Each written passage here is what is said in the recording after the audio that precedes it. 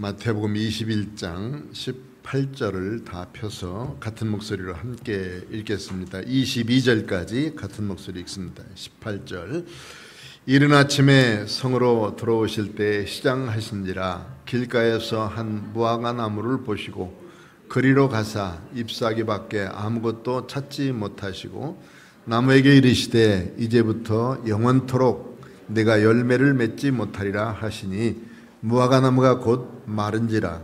제자들이 보고 이상히 여겨 이르되 무화과 나무가 어찌하여 곧 말랐나이까? 예수께서 대답하여 이르시되 내가 진실로 너에게 이르노니 만일 너희가 믿음이 있고 의심하지 아니하면 이 무화과 나무에게 된 이런 일만 할 뿐 아니라 이 산더러 들려 바다에 던지라 하여도 될 것이요 너희가 기도할 때에 무엇이든지 믿고 구도한 것은 다 받으리라 하시니라. 아멘. 정신여고 합창단에서 우리 교회 와서 한번 찬양을 했어요. 그때 똑같은 찬양을 한 것 같은데 우리 고등학생들이 찬양할 때 이렇게 불렀어.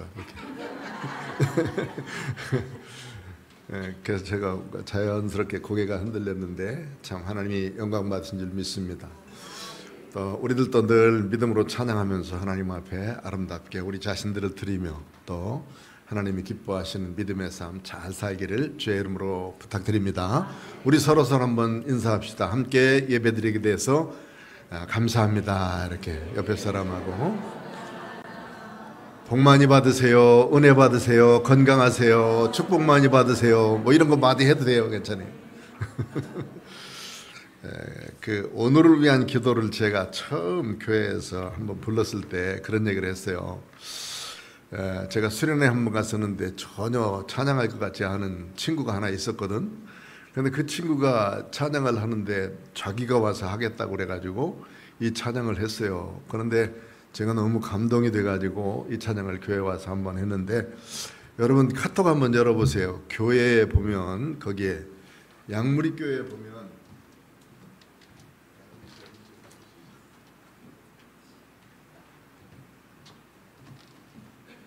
양무리교회 카톡에 열어보면 오늘을 위한 기도라는 찬양이 있어요. 우리도 한번 불러보고 그 다음에 함께 하나님의 말씀을 듣도록 하겠습니다. 여기 보면 잃어버린 것들에 애달파하지 아니하며 살아있는 것들에 연연하지 않으며 살아가는 일에 탐욕하지 않으며 나의 나됨 버리고 오직 주님 내 안에 살아있는 오늘이 되게 하소서. 가난해도 비굴하지 않으며 부유해도 오만하지 않으며 모두 나를 떠나도 외로워하지 않으며 억울한 일 당해도 원통하지 않으며 소중한 것 상실해도 절망하지 않으며 오늘 살아있음에 감사하게 하소서 하는 장인데 조용히 부르면 더 좋고요. 함께 불러보도록 하겠습니다. 우리 이현우 전사님 목소리가 안 나오면은 우리 이현남 집사님이 부르시면 좋겠어요. 네. 자, 함께 부르시죠. 잃어버린 것들에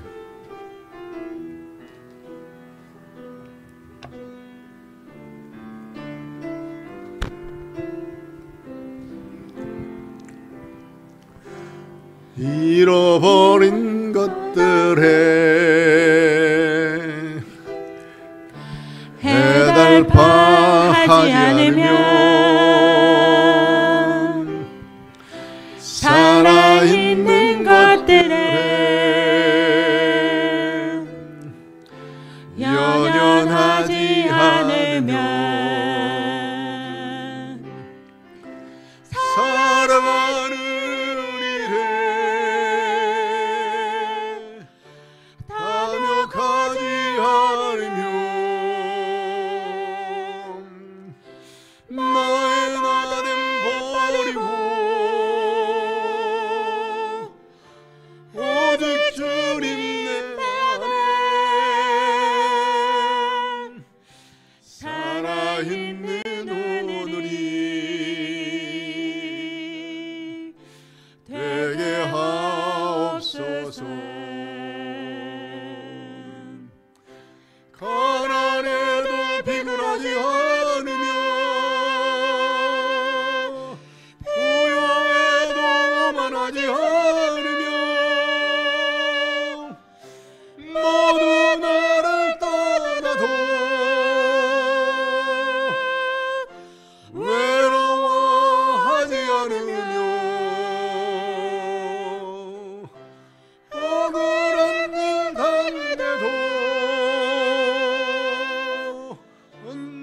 원통하지 않으며 소중한 것 상실해도 절망하지 않으며 오늘 살아있음에 감사하게 하소서. 가난해도 비굴하지 않으며 가난해도 비굴하지 않으며 부여해도 오만하지 않으며 모두 나를 떠나도 외로워하지 않으며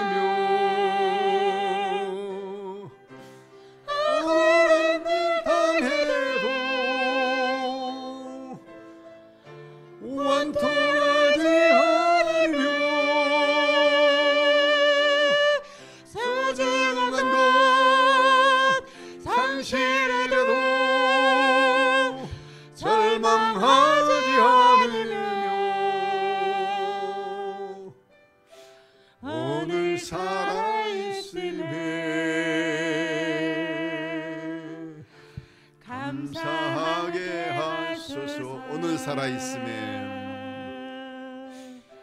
오늘 살아있음에 감사하게 하소서. 할렐루야. 네, 감사하는 믿음의 생활, 그리고 9월달에 감사와 그리고 전도의 달인데 하나님 앞에 감사하는 믿음의 사람으로 많은 영혼들을 찾아 구원해내는 귀한 역사가 있게 되길 바랍니다. 울지 마요. 내가 울라고 그래. 오늘 여기 본문에 있는 말씀을 예수님께서 예루살렘에 올라가신 때에 하신 역사 중에 하나입니다. 그 전날에 예수님은 예루살렘에 입성하시면서 나귀를 타시고 입성을 하셨어요. 많은 사람들이 호산나 다윗의 자손이여 주의 이름으로 오시느니요 하고 밑에다 종려나무를 깔고 겉옷을 펼치면서 예수님이 오시는 것을 환영했습니다. 그런데 성전에 가보니까 성전에는 돈 바꾸는 사람, 비둘기 파는 사람, 양 파는 사람들이 성전에 가득했기 때문에 이런 사람들을 다 청소해내고 성전세를 받아가지고 주머니에 차고 있는 제사장들의 그 주머니를 노리는 강도들이 그곳에 많이 있었습니다. 그래서 하나님의 성전을 강도의 구렐로 만들지 말라라고 말씀했고, 성전은 하나님이 만민이 기도하는 집이다 이렇게 선포하면서 청소를 하셨어요. 그런 다음에 그 저녁에 또 다시 베다니 촌에 가셨습니다. 거기에는 나사로와 마리아와 마리대가 있는 그 집에 가셔서 하루 쉬시고 아침에 일찍이 일어나셔서 새벽에 이제 예루살렘에 다시 오시는 길에 가다가 무화과 나무를 보게 됐습니다. 거기 가서 먹을 것이 있는가 하고 열매를 찾았는데 이 무화과 나무에 열매가 없었어요.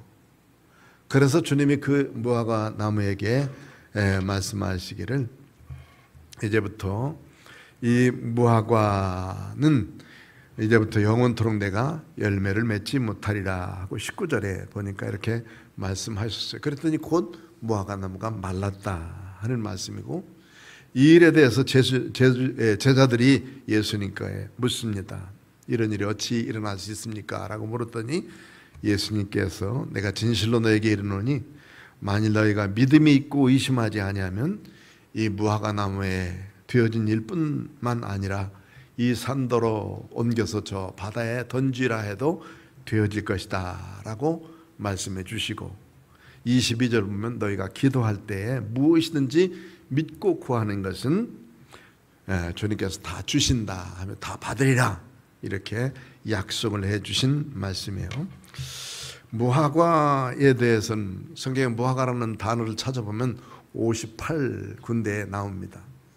쉬운 8군데나 이 무화과 나무에 대해서 나오게 되는데, 제일 먼저 창세기에 보면 3장에 하나님께서 모든 동산의 나무 열매는 다 먹을 수 있지만 그 중에 동산 중앙에 있는 선악을 알게 하는 나무 열매는 절대 따먹지 마라. 그러면 반드시 죽는다는 말씀을 아담과 하에게 말씀했어요. 그런데 뱀이 와서 유혹을 했죠. 따먹어봐라. 하나님처럼 눈이 밝아지고 그러면서 내가 하나님처럼 된다. 그렇게 이야기하니까 가서 보니까 보암직도 하고 먹음직도 하고 지혜롭게 할 만큼 탐스럽게 해서 그걸 따먹었어요. 따먹었더니 눈이 밝아졌다. 그래서 눈이 밝아진 것은 죄를 보는 눈. 내가 죄인이구나 하는 그런 깨달음. 내가 죄인뿐만 아니라 옆에 있는 아담도 죄인이고 하와도 죄인이고 하다는 것을 깨닫게 되었습니다. 그들은 부끄러워서 벗은 줄 알고 무화과 나무 잎으로 하체를 가렸다. 이렇게 말씀했습니다. 많은 신학자들이 이렇게 합니다. 왜 입으로 범죄했는데 밑에를 가렸냐. 그래가지고 입 가리고 다녀야 될 사람들, 무화과 나무 잎으로 얼굴을 가리고 아니면 입을 가리고 다녀야 될 사람인데 왜 하체를 가리고 다녔냐, 뭐 이런 거에 대해서 이야기를 하게 되는데, 우리의 최후의 마지막 보루가 뭐냐, 다 타락해도 우리가 지킬 수 있는 것, 이건 순결이에요. 순결. 우리가 지킬 수 있는 것은 순결한 삶, 순결한 생활, 순결한 신앙, 순결한 믿음. 그러기 위해서 이제 우리들이 해봤지만 그것으로는 우리들이 다 감당하지 못했죠. 나중에는 그 어린 양을 잡아서 가죽옷을 지어 입혀 주심으로 인해서 그들이 이제 일상 생활을 할 수 있도록 만들어 주시고, 이제는 죄 지은 가운데서 구원받은 믿음의 사람으로 살아갈 수 있는 그런 능력을 그들에게 부여해 주셨습니다. 이때에 제일 첫 번째 무화과에 대한 말씀이 나오게 되었습니다. 창세기 3장 7절이죠. 한번 읽어볼까요? 시작. 이에 그들의 눈이 밝아져 자기들의 벗은 줄 알고 무화과 나무에 불렸고 치마로 삼았더라. 이게 이제 무화과에 대한 제일 첫 번째 나오는 얘기고, 쭉 몇 가지가 나오게 됩니다. 대략 좀 한번 살펴보면 이런 얘기예요. 민수기 13장 23절 한번 읽어봅시다. 시작. 또 에스골 골짜기에 이르러 거기서 포도송이가 달린 가지를 베어 둘이 막대기에 꿰매고 또 석류와 무화과를 따니라. 40일 동안 12정탐꾼을 가데스바네아에서 모세가 가나안 복지를 탐탐하라고 보냈어요. 돌아오다가 에스골 골짜기 지나면서 거기에 포도송이를 이제 보게 됐는데, 둘이 따서 막대기로 끼어가지고 어깨에다 맸어요. 포도가 얼마나 커야 돼? 상상해봤어요? 그 포도 아마 호박만큼 커야 되고, 그리고 적어도 둘이 맬 정도면 그 포도송이가 한 30kg 정도는 나가야 포도송이를 메고 왔다고. 그 다음에 이 포도송이뿐만 아니라 또 뭐뭐 가지고 나왔다고 그랬어요. 거기에 석류와 무화과 이런 게 거기에 있었단 말이에요. 그것을 따가지고 왔다. 포도송에 대해서 이야기를 언젠가 한번 한 것 같은데, 그때 당시에 포도는 호박농구처럼 이렇게 땅에 그 열리는 포도였다. 그래서 그 포도송이 하나가 뭐 수백만 시간 것이 한 10개쯤 함께 뭉텅이로 달려있는 거예요. 그러니까 그 포도송이를 혼자 맬 수가 없어요. 아마 거인들, 골리앗 같은 사람이 먹던 포도인 것 같아. 우리는 감히 한 입에 넣을 수 없는 것들. 뭐 어쨌든 뭐 이건 농담이고, 그것을 거기서 그러니까 12정탐꾼들이 가지고 올 때에 포도송이 그리고 석류, 무화과 이것을 가지고 그것은 바로 이렇게 비옥한 땅이다. 빨리 가서 그것을 차지하자. 이렇게 말씀할 때 거기에 무화과가 나오게 되어집니다. 또 사사기 9장 11절에 보면 또 한 가지 사건이 일어나는데 거기에서 또 나오게 됩니다. 한번 읽어봅시다. 무화과 나무가 그들에게 이르되 나의 단 것과 나의 아름다운 열매를 내가 어찌 버리고 가시나무들 위에 웃줄 되겠느냐. 아비멜렉이라고 하는 사람이 있었는데 기드온의 그 아들이에요.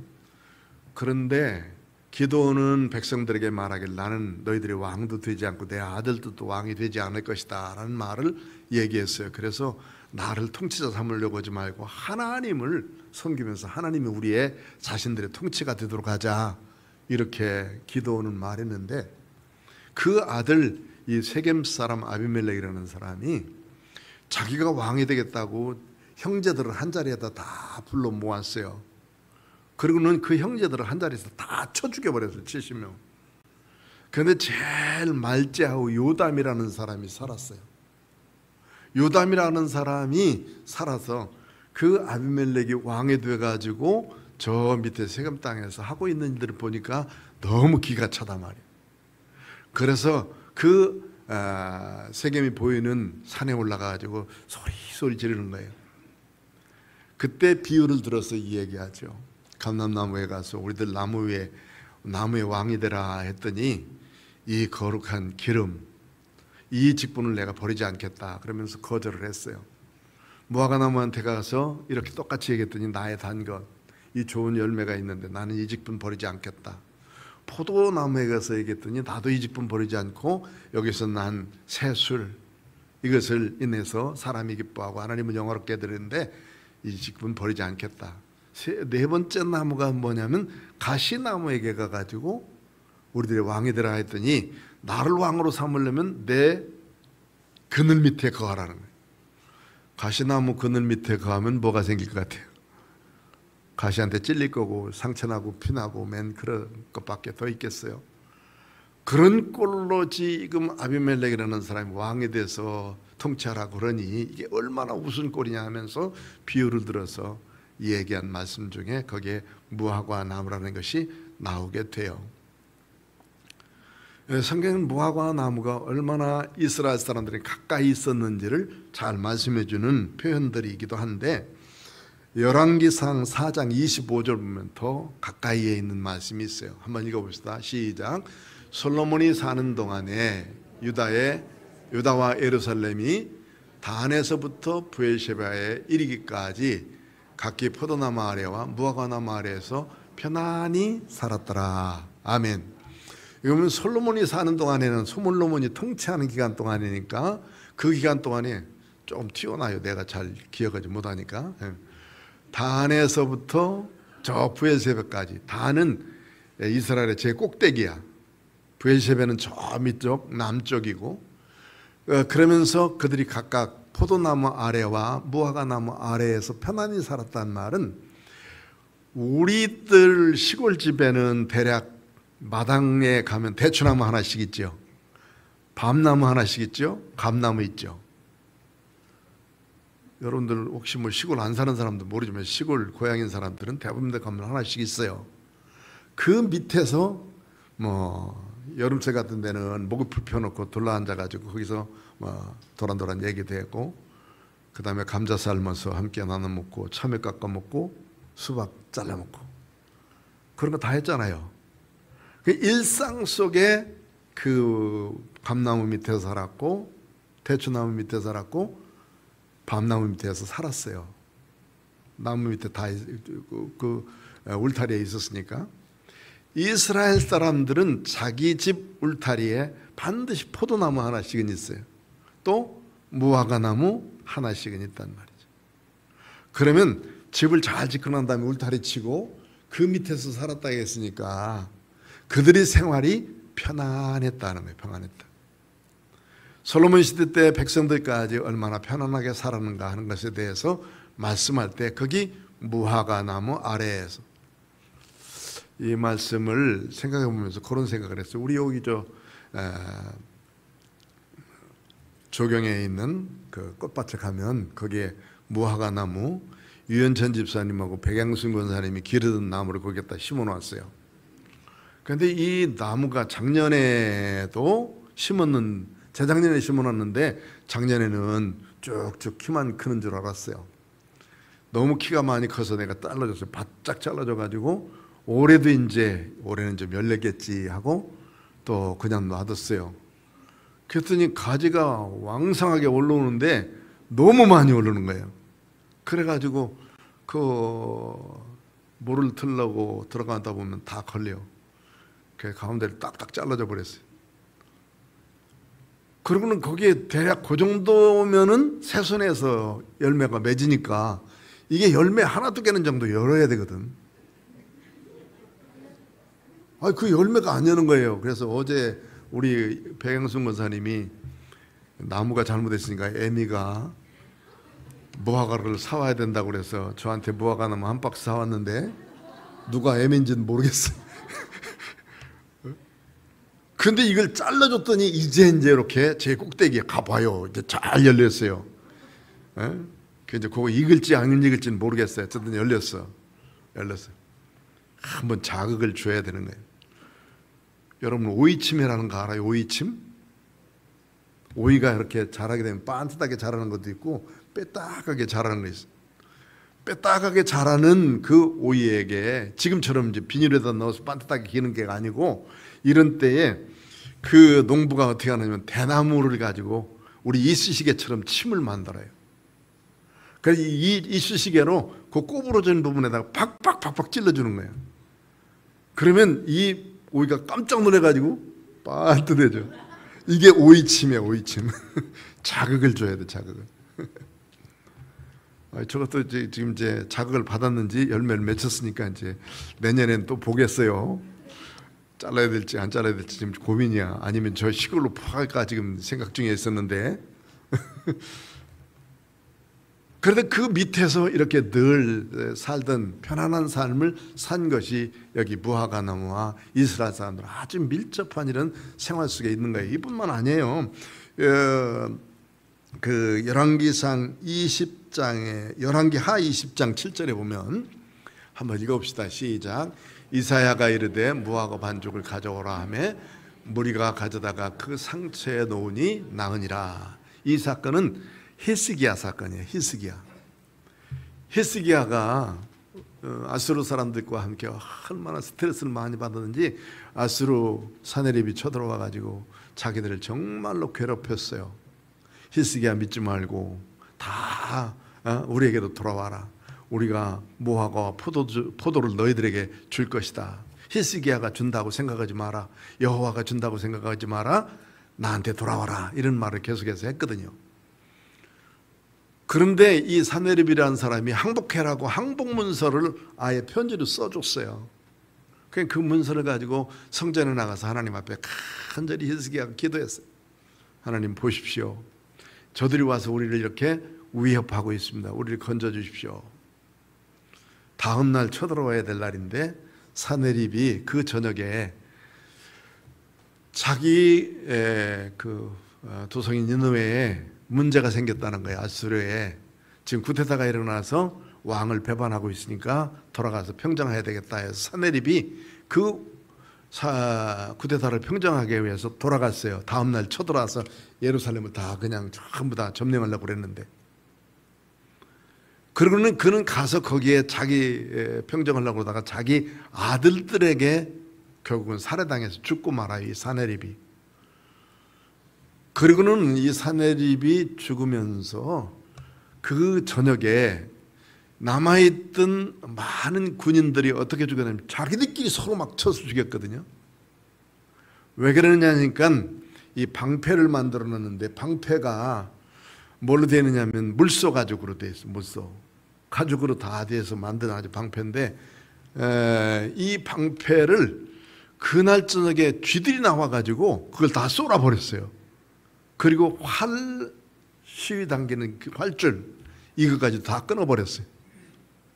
누가 했는지 모르는데 어쨌든 그래버리고 나니까 자기들끼리 막 싸우다가 그 사람들이 다들 죽어서 패잔병들만 돌아가고 말았어요. 이 얼마나 놀라운 일을 하나님이 하셨는지 몰라요. 그런데 내일이면 쳐들어올 줄 알았던 그 도성이 이제는 다 돌아가 버린 말았는데, 그 일을 겪기까지의 왕은 얼마나 마음이 아팠고 얼마나 고통스러웠겠냐, 얼마나 큰 어려움이 있었겠냐는 말이죠. 그런 스트레스 때문에 그가 큰 종기가 났어. 종기가 나서 이 종기가 이제 3일 만에 너 죽을 것이니까 짐 정리하라 하고 이사야 선지자가 그에게 가서 얘기를 했어요. 그랬더니 이 히스기야가 그 일로 인해서 또 하나님 앞에 기도하는 거예요. 벽에다 얼굴을 대고 눈물을 흘리면서 통곡하면서 하나님 살려주십시오. 지금까지는 자기 대를 이을 아들도 없어요. 그리고 나라는 지금 언제 바르게 세워질지 모르는 때고, 그런 상황 속에서 히스기야가 얼마나 간절히 기도했는지 하나님이 이사야 선지자가 그 말을 전하고 예루살렘 성문을 딱 나가려고 그러는데 하나님이 다시 이사야 돌아가서 히스기야에게 말을 해라. 그리고 돌아가가지고 이 히스기야 왕에게 하나님이 당신 기도를 들어주셨어. 앞으로 15년 동안 더 살 것이고 하면서 그에게 깨끗이 낫다 하는 것을 주실 때 낫게 하려고 뭘 했느냐면 무화과 반죽 가져라. 그래서 그 반죽을 종창에다 딱 붙여주니까 깨끗하게 나았다 그 말이에요. 그 말이 아까 읽었던 열왕기 하에 있는 말씀. 자, 이렇게 하고 보면은 이 무화과는 이스라엘에게 있어서 아주 일상 먹는 과일이기도 하고 치료약이기도 하고 그 밑에서 생활하는 그런 생활의 터전이 이 무화과 나무예요. 무화과고. 그럼 그 무화과는 뭐냐면 꽃이 없어서 무화과잖아요. 꽃이 없어서. 이스라엘 국가를 무화과라 그러는데 무화과가 이스라엘 국가는 아니에요. 무화과가 아니라 드레핀 백합화. 그 백합화라는 걸 알죠? 백합화라는 소리 들어봤죠? 우리처럼 밑에 있는 백합이 아니에요. 백합이 아니고 이스라엘에 있는 백합화는 뭐냐면 위에 색깔이 백합화예요. 백합. 오늘 뭐 잘 됐네. 아주 잘 보여지네. 요게 이스라엘의 백합화예요. 이게 들판에 쫙 펼쳐 있는데 언제 제일 많이 피냐면 4월, 5월에 정말 멋있게 펴요. 3월, 4월 이때쯤 되면 들판에 막 이것이 한두 개가 있는 게 아니라 쭉. 우리나라는 개양개비 보셨어요? 양개비 꽃처럼 피긴 피는데 양개비처럼 독은 없고 열매는 맺질 않아요. 양개비 꽃이 이쁘다고 그러잖아. 그런데 그게 한두 개가 있는 게 아니라 들판에 그냥 온 들판에 쫙 펼쳐 있어요. 정말 멋있어요. 그런 것이 그들에게 국화인데 이 무화과를 그들의 국화라고 얘기하는 사람도 있기도 합니다만 그게 아니에요. 9월달이 되면 그들은 9월이 음력으로 7월 1일입니다. 7월 1일은 대략 9월달에 그들이 돼요. 9월달이 이스라엘에게는 1월달이에요. 1월달 정월이라 말이죠. 그날이 나팔절날 7월 1일 날 나팔을 불고 새해가 시작됐습니다 하고 선포하고 나면 10일까지 계속 잔치를 펼칩니다. 장막절을 지키면서 잔치를 베풀고 그 다음에 6월절처럼 그곳에 나와서 금식하며 기도하고 쓴나물 먹으면서 기도하고 그렇게 하면서 절기를 지내요. 그런 다음에 7월 10일이 되면 그날부터 시작해 일주일 동안 속죄일을 지내요. 속죄. 1년의 모든 시간들은 이스라엘 사람들이 좀 자유롭게 살기도 하고 별 사람들 다 있지만 유대인이라고 이름을 가진 사람들은 적어도 7월 10일만큼은 경건하게 살기를 원해요. 이슬람 사람들이 라마단 기간 동안에 낮에 해 떠 있는 기간 동안에는 전혀 음식을 안 먹죠. 해 진 기간 동안에만 먹게 돼 있는데 그거 지키는 거하고 똑같아. 7월 10일 날 이날은 속죄일인데 그날은 전혀 다른 것들 안 하면서 계속 기도하고 1년을 돌아보면서 살아요. 대학생들 중에서도 보면 대학생들도 지 마음대로 사는 유대인 놈들 많거든. 그런데 그날만은 경건하게 살려고 애쓰더라는 모습들을 얘기하고 있어요. 그 정월 초하루 날 되면 아버지가 3가지 음식을 준비해서 준다는 얘기 제가 몇 번 했어요. 첫 번째는 사과에다 꿀 꽉 찍어가지고 주면서 아버지가 꿀을 찍어줘. 사과에다가 사과도 단데 꿀을 거기다 찍어주면 얼마나 맛있겠어요. 꿀을 찍어주면서 사과처럼 향기 나는 삶, 꿀처럼 달콤한 삶, 행복한 삶을 살자 해가지고 사과에다 꿀을 찍어서 주고, 두 번째 주는 것이 무화과예요. 무화과를 주면서 그 무화과는 속으로 꽃이 피니까 우리가 헌신하고 희생하고 하나님 앞에 바르게 살자. 세 번째 먹는 것이 뭐라고 그랬어요? 석류. 석류를 먹는 이유가 뭐라고 그랬냐면, 그 석류 알갱이가 몇 개라고 그랬죠? 대략 한 600개 정도 된다. 아니, 그 거짓말인 줄 알아서 제가 우리 선교사하고 둘이 세봤다고 그랬어요. 큰 거 저기 이란 쪽에서 나는 것은 커요. 이만큼, 우리 주먹보다 좀 커. 그런데 이스라엘에서 나는 것은 내 주먹만큼 요만큼밖에 안 돼요. 근데 이게 무슨 600개가 들었어? 하고 둘이 앉아가지고 너도 쉬고 나도 쉬고 2개 가지고 가서 세었거든요. 내가 신 것은 610개 정도 나왔고, 친구가 센 것은 620개 나왔어. 그거 조그만 것은 그 알갱이가 610개 정도 나오더라고. 그걸 보면서 이스라엘 사람들은 뭐라고 그러냐면, 자기들의 율법 조항이 613조항이에요. 613조항. 1년을 살면서 하나님의 말씀대로 살자 해서 이 석류를 나눠 먹는 거예요. 조금 있으면 이제 추석이 될 텐데, 우리는 추석을 송편으로 나눠 먹고 그 의미를 다지고 그러죠. 햇, 과일, 곡식.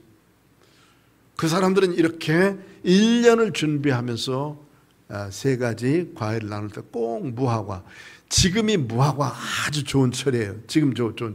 여러분 무화과 많이 사다 먹어요. 무화과 참 좋은 거예요. 무화과 장사를 해야 되겠네. 그 무화과를 주면서, 무화과는 속으로 꽃이, 겉으로 보이는 꽃이 없어요. 다 그 안에 조그맣게 자잘하게 달려있는 것이 다 속으로 핀 꽃이라고. 그러니까 하나님과 나만이 아는 그런 은밀한 여러 가지 열매들을 맺혀드리자 하는 것을 하기 위해서 이 무화과를 나눠 먹습니다. 그렇게 일상 속에서 쭉 있는 이 무화과 나무의 열매, 그것도 제일 많이 열려야 될 이 무성한 때의 무화과, 그것을 먹으려고 해봤는데 여기 예수님 보실 때 그 열매가 없었어요. 그 무화과 나무에서 당연히 딸 것은 열매밖에 없어요. 무화과 나무는 2년 3년 돼도 큰 나무로 자라질 않아요. 왜냐하면 1년생 가지에서 열매를 맺기 때문에 1년 추수하면 싹 잘라줘야 돼. 그래서 새로운 가지에서 열매를 맺어요.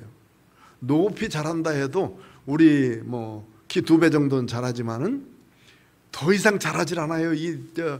나무 가지고 얼마나 쓸 수 있는 단단한 나무가 아니야. 푸석푸석해 가지고 기둥으로도 못 쓰고 어떤 보조대로 못 쓰는 게 이게 무화과 나무라고.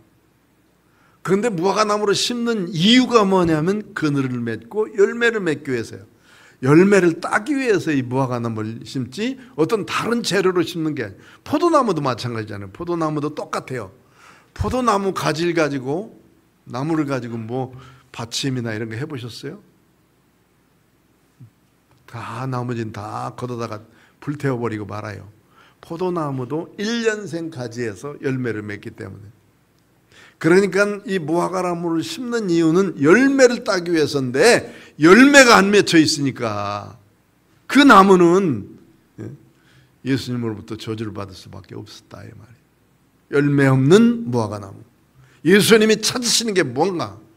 바로 그 열매를 찾으시는데 열매가 없어요. 일상 속에서 늘 밖에만 나가면은 따먹을 수 있는 무화과, 그것도 이게 꽃이 피면, 잎이 피면서부터 시작해서 무화과는 열려요. 조금만 놔두면 날씨만 따뜻해지면은 거기에서 따먹을 수 있을 만큼의 처음 연 열매는 익는다고. 그런데 그 열매가 정말 맛있을 때가 9월달이에요. 9월달. 그런데 그 열매를 찾았는데도 불구하고 그 열매에 딸 수가 없다. 그랬을 때 그 열매 나무는 소용없는 것 아니겠습니까? 그래서 예수님이 그 모습을 보시면서 이제 앞으로 영원토록 내가 열매를 맺지 못하리라 했더니 그 무화과 나무가 그만 말랐다 이렇게 말씀했습니다. 무화과나무에 대해서는 창세기로부터 시작해서 계시록까지 계시록 6장 13절 한 번만 찾아보세요. 계시록 6장 13절. 계시록 6장 13절. 시작. 하늘의 별들이 무화과나무가 대풍에 흔들려 설익은 열매가 떨어지는 것 같이 땅에 떨어지며, 하나님의 심판 때 이런 일이 있을 것인데요.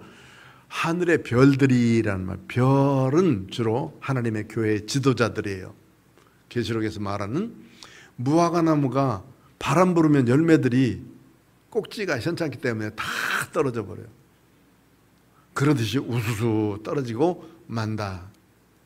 하나님의 말씀의 지도자들이 바르게 하나님의 말씀 붙들고 살지 아니하면 이렇게 떨어질 때가 오고 유혹을 당할 때가 오고 타락할 때가 온다 하는 경고의 말씀이지 않습니까? 그때에도 이 무화과 나무를 비유해서 이렇게 말씀하셨어요. 그러면 창세기로부터 시작해서 계시록까지 성경엔 전체적으로 쭉 그들의 일상생활 속에서 무화과가 꼭 필요하고 있었다는 것을 우리가 알 수 있죠. 그런 중요한 음식, 중요한 과일, 중요한 열매가 찾을 데 없었다 이거죠. 그러면 이 말 속에서 우리는 이 말씀 속에서 우리들이 깨달아야 될 말씀 한 세 가지만 찾아봅시다. 첫째는 우리의 일상 속에서 예수님이 열매를 찾고 계신다 하는 거예요. 우리의 일상이라고 하는 것은 우리가 하고 있는 일들, 하고 있는 말들, 하고 있는 행동들, 사람들과의 관계, 나 혼자 살면서 경건의 생활, 기도하고 찬송하고 말씀 보고 그렇게 사는 우리의 일상의 생활을 말하고 있어요. 일상 속에서는 내가 주님과 함께 맺어지는 열매가 무엇냐? 신앙에 좋은 열매가 맺어져야 될 거 아니에요. 남들과 관계 속에서도 신앙의 열매를 맺으면서 권사님 고맙습니다. 장로님 고맙습니다. 집사님 고맙습니다. 그러면서 서로 돕고 있고 당신 곁에 있음이 정말 귀하고 복돼요. 당신과 함께 있으니 참 감사합니다. 이런 신앙의 좋은 열매를 맺혀져야 된단 말이에요. 사람 관계가 잘못되면 하나님과의 관계가 잘 되리라고 생각하지만 그거 착각이에요. 사람 관계는 엉터리로 하고 있으면서 하나님 관계 바르게 하겠다고? 그건 좋은 일이 아니란 말이에요. 그러니까 먼저 사람 관계를 잘하는 일들, 이건 우리 일상 속에서 찾아야 될 일들이에요. 그 다음에 두 번째 우리에게 주신 것은 믿음으로 행하라고 하는 것이, 의심 없이 의심치 않고 믿음으로 행하면, 21절 보면 무화과 나무에게 된 일뿐만 아니라 이 산더러 저 바다에 던지라 하여도 그렇게 될 것이다. 믿음으로 행하고 있는가 안 하고 있는가를 주님이 우리에게 기대하고 계시다고 말해요. 주님이 찾으신 것이 뭔가, 내가 믿음으로 행동하고 있는가 안 하고 있는가, 나는 믿음으로 주님 앞에 정결하게 살려고 애쓰고 있는가 아닌가를 주님이 찾으신단 말이에요. 사람 앞에는 그럴 척 할 수 있어요. 얼마든지 할 수 있어요. 목사인 척 할 수도 있고요, 누구인 척 할 수도 있어요. 그런데 하나님 앞에서 그렇게 할 수 있습니까? 내 믿음이 주님이 인정하는 그런 믿음이 되어질 수 있도록 하지 아니하면 안 된다는 것을 말씀하고 있어요. 주님이 찾으신 것은 일상 속에서의 내 생활을 찾으시고, 또 내가 믿음으로 올 만큼 좋은 열매를 맺고 있는가 하는 것을 찾으시고 계신 거예요. 마지막으로 22절 보면, 22절 시작. 너희가 기도할 때에 무엇이든지 믿고 구하는 것은 다 받으리라 하시니라. 기도하라 하는 말이거든요. 기도하라.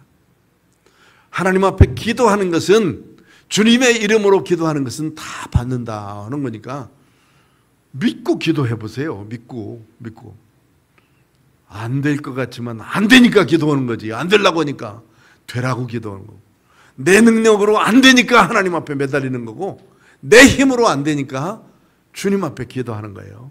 내가 할 수 있으면 기도할 필요 없어요.